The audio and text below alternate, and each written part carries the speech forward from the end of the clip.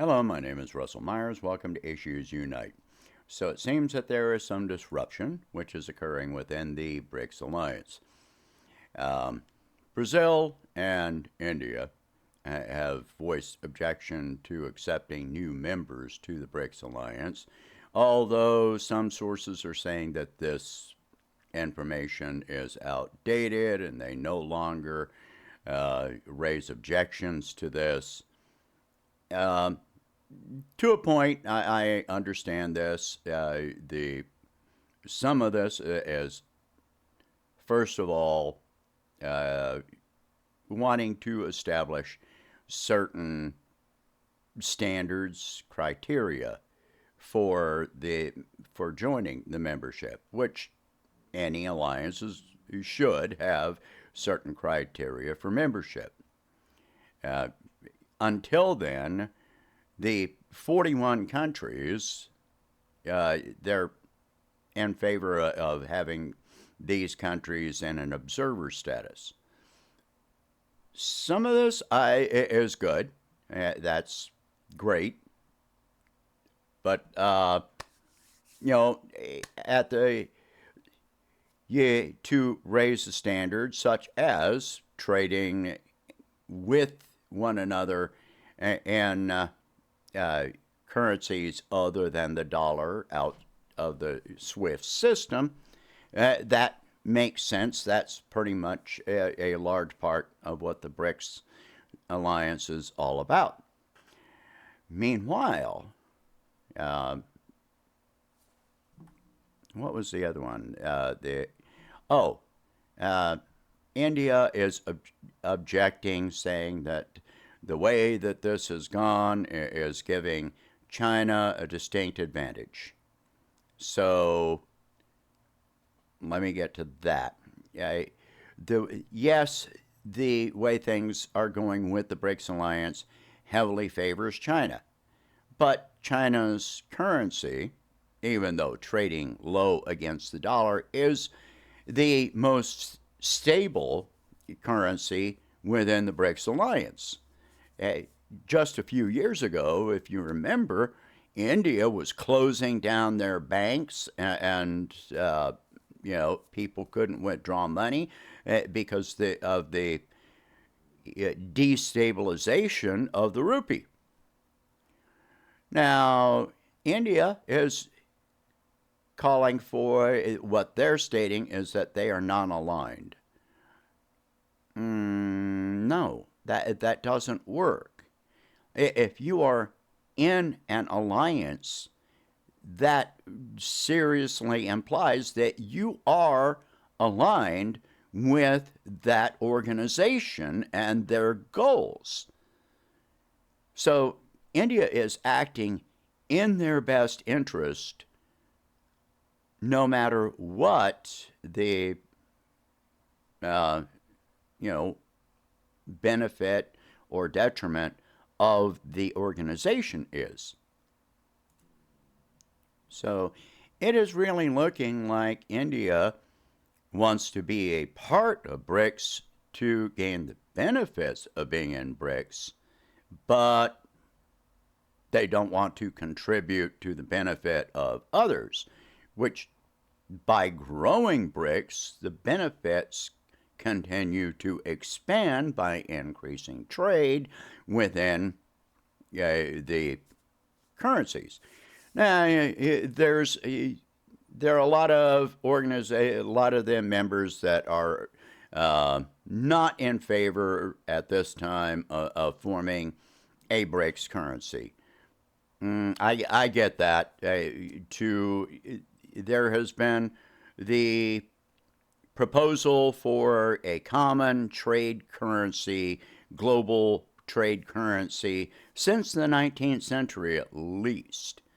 And there have always been those that stand to benefit the most that have objected to this proposal. So India is a growing economy. They are expected to be the third largest economy globally within a few years.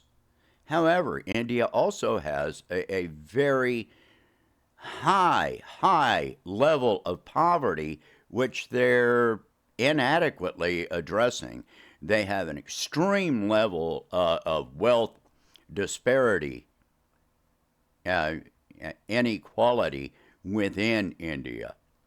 There are most of the profits, the wealth that flows into India absolutely goes to the top. And it has always been that way, and I don't expect to see that change anytime soon. It's a caste structure. There are,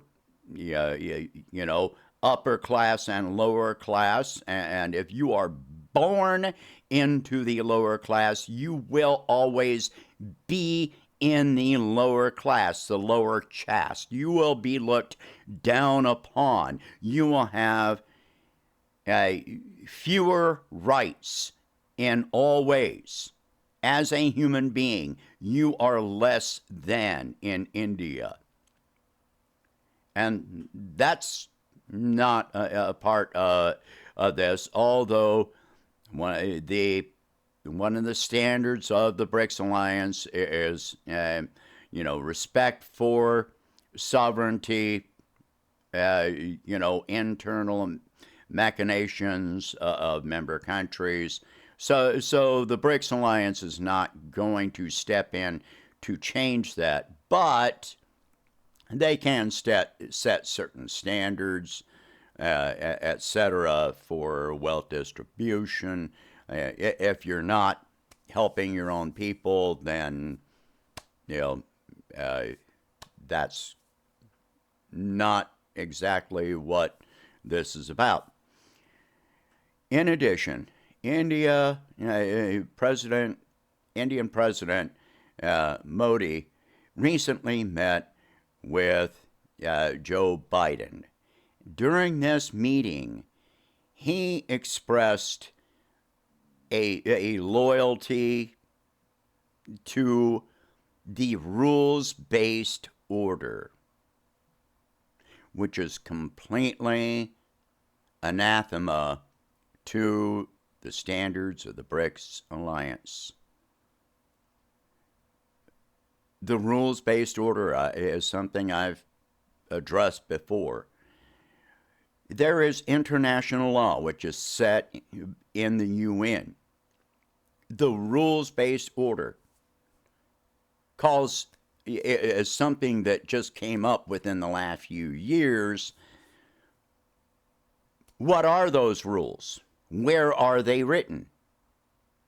Who decides what those rules are? Because there is no actual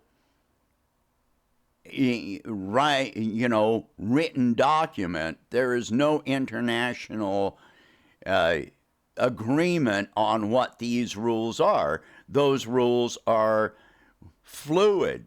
They change according to whoever is in most control, mostly the U.S., decides those rules are.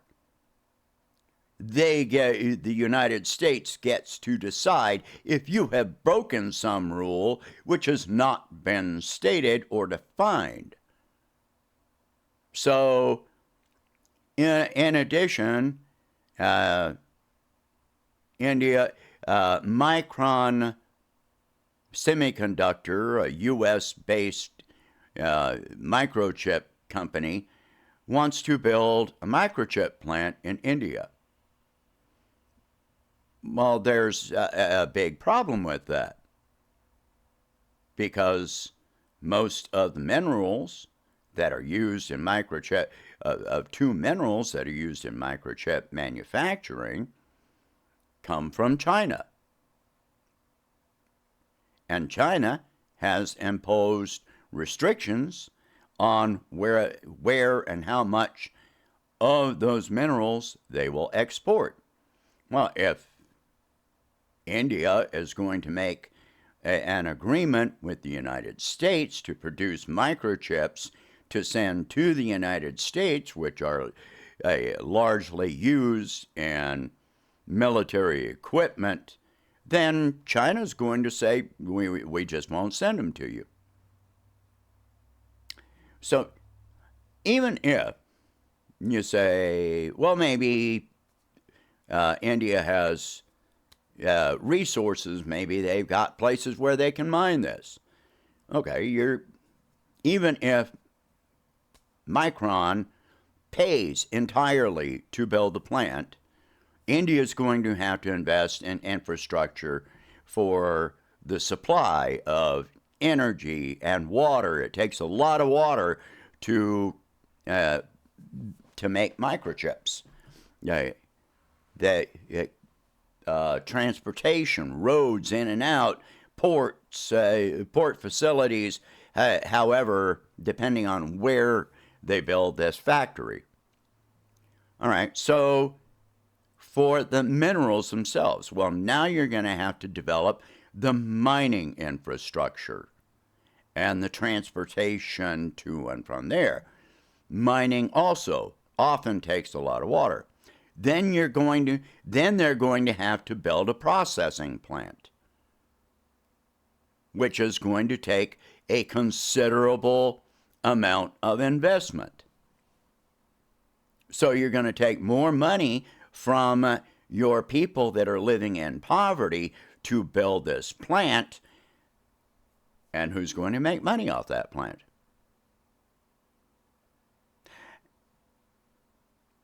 Then, if India thinks they're going to sell microchips to China or any other BRICS member, then they're dead wrong. So India's they're shooting themselves in the foot. India has become a Trojan horse within the BRICS alliance. So here's the problem. If the BRICS alliance has particular standards for membership to join, well, any organization, if they set standards for membership, those standards don't stop existing after you become a member. If you are not meeting the standards for membership, then you can be removed from that membership.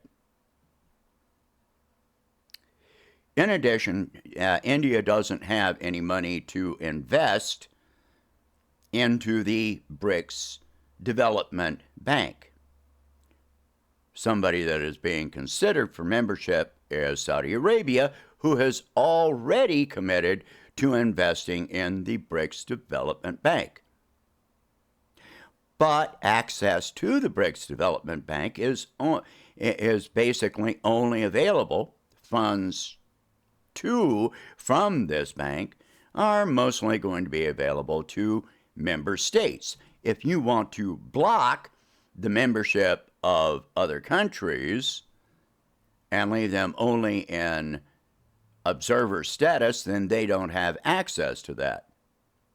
So while the BRICS Alliance is trying to expand membership and trade between them and development of different countries, the Belt and Road Initiative and the BRICS Development Bank, if you want to invest in other countries that are going to benefit your alliance, and you oppose that, then how are you meeting the standards of this organization when all you're doing is thinking about only your own country and having a very short-sighted view, which is favorable toward the West? Now, India's biggest trading partner is Europe, but in another video on my presidential channel, I addressed the fact that the United States continues to increase aggression toward China and Russia. Well, if World War breaks out, then the trade with Europe is basically going to be non-existent because transportation routes are going to be completely disrupted. Meanwhile, you've got China and Russia, which are right next to you. If you cut yourself off from trading with them because of political divisions and your favorability toward the West, toward the United States and Europe, and your trade with Europe is only a fraction of what China's is, you've caused yourself a lot of problems. All of this that India is doing right now can ultimately, potentially wind up crashing their economy, which will worsen the conditions in their country. They already have mass protests. They've had protests of millions of people. That will intensify greatly. Look at the history of India and the social disruptions that they have had over their history.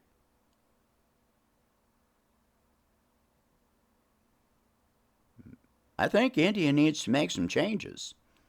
I think they need to start those changes with getting rid of Modi.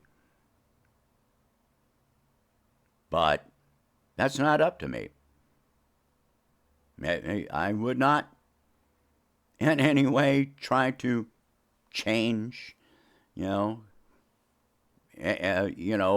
encourage regime change. That is up to the Indian people. But you can't stop them if they allow their own president to destroy them. He's thinking in very short term